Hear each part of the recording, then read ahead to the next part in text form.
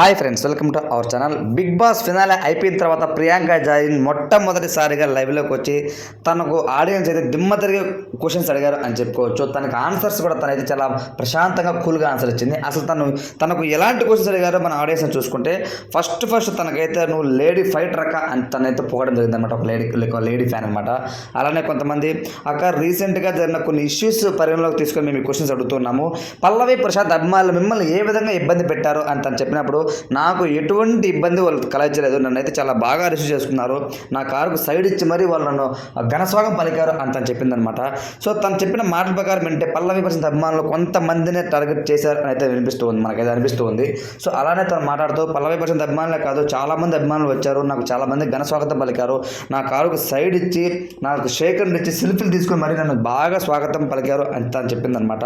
So నేను అంతే తన హౌస్లో పల్లవి ప్రశాంత్తో కానివచ్చు, శివాజీ గారితో కానివచ్చు, ఈచ్ అండ్ ఎవ్రీ కంటెస్టెంట్తో కూడా తను మాట్లాడిన మాటలో బిహేవ్ చేసిన విధానం, తన క్యారెక్టర్ అన్ని సూపర్ అనిపించింది. భోలే శివాజీ గారి ఇష్యూలో కొంతవరకు తను గట్టిగా అరిచినా సరే ఆ ఇష్యూలో మాత్రం 100% భోలే గారి తప్పు ఉండడం వల్ల తను అరిచినా కూడా విత్ ప్రాపర్ రీజన్తో మంచి మాటతో తను మాట్లాడింది అనమాట. ఎక్కడ కూడా ఎంటైర్ సీజన్లో తను మాత్రం ఒక చిన్న తప్పు మాట్లాడతారైతే తన నోటు ద్వారా దొరలేదనమాట. అందరికీ మంచిగా భోజనం చేసి పెడుతూ, మంచిగా వచ్చిన కండిషన్కి వాటర్ ఇస్తూ, ఎంత నీట్ అండ్ క్లీన్గా ఒక వెల్ మెచ్యూర్డ్ పర్సన్గా తను బిహేవ్ చేసిందనమాట. తను మాట్లాడిన తీరు, ఒక ఫ్యాకల్టీ, ఒక లెక్చరర్, ఒక అసిస్టెంట్ ప్రొఫెసర్ ఏ విధంగా అయితే తన స్టూడెంట్స్తో మాట్లాడతారో అంత మంచిగా తనైతే మాట్లాడిందనమాట. ఈవెన్ ఎంతో అనుభవం ఉన్న శివాజీ గారే చాలా బూతులు మాట్లాడారు.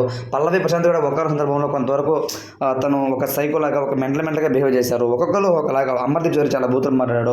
శోభా శెట్టి కూడా తన క్యారెక్టర్ కోల్పోయి యథావిధంగా అది చేసిందనమాట. అలానే ప్రతి ఒక్క కంటెస్టెంట్ ఒక బ్యాడ్ క్వాలిటీ ఉంది.